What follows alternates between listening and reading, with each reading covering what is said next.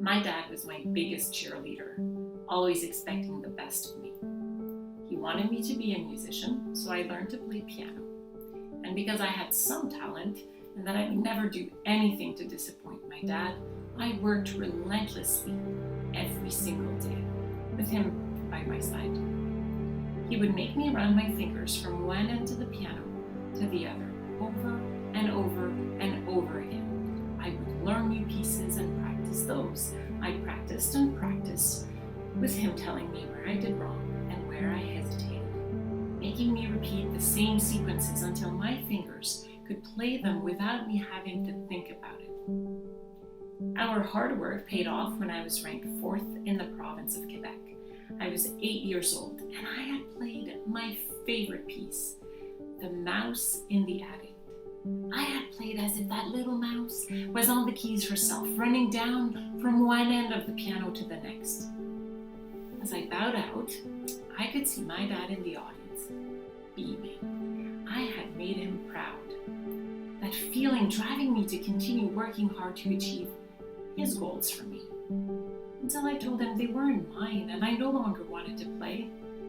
That day, I remember his look of incredible sadness and disappointment. And although deep down, I always continued to work towards making my dad proud, this time around, I couldn't, no matter how hard I tried. The frustrating part is that for once, him and I had the same goal in mind. We desperately wanted me to walk again. The car accident had severed my spine and I had been told my injuries were permanent. Holding on to the memories of my body weight supported by my legs, I worked harder than everyone combined in rehab, gaining a reputation for my grunts, my pouring sweat, my disheveled hair, and look of exhaustion. My dad was here every day beside me, as if we were back in time, sitting at the piano, practicing and practicing, doing repetitions of push-ups and sit-ups as I used to repeat my scales on my dad's favorite instrument. No matter how hard I tried, I couldn't make his dream come true.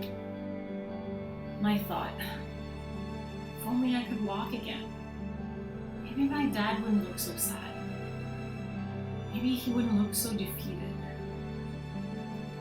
Up until now, I thought I was the one who needed to ask for forgiveness for not making his dreams for me come true. That is when it hit me. This story is truly about forgiving him. Imagine the person you most want to make happy, and now imagine that person pushing you relentlessly to do something you absolutely cannot do or change. Sometimes the people who are closest to us are the ones who want us to become someone we're not.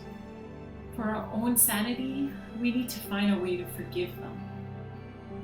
My way was by realizing that I was urging him to do something he could not, setting my own expectations onto him, just as he was imposing his onto me. Forgiving would mean seeing my dad as human, imperfect and flawed. It would mean accepting him the way I was asking him to accept me.